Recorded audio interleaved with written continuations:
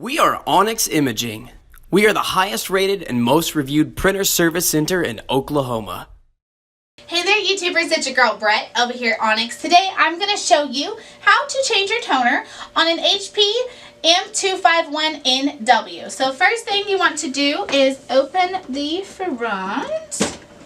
There you go. And pull this little lever. It's going to open this drawer for you. And then you'll just take out the toner that you're wanting to change. There are color marks right here so you know exactly where they were. So just make sure you put it back in the correct slot. You'll want to put your empty to the side so you don't get them mixed up. And then,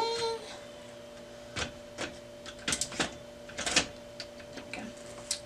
Just make sure you put it in the right slot. Okay, so push that in. Shut your front hatch and then you should be good to go. This printer takes a CF210. You have the A or the X, and it is a series, so there's 4 colors. You have your magenta, your cyan, your yellow, and your black. If you guys are in need of any supplies or quotes, give your girl Brett a call and have a great day. Thank you for watching. If you're interested in how you can receive free labor on all of your service calls, as well as how to qualify for free printer upgrades, contact us today.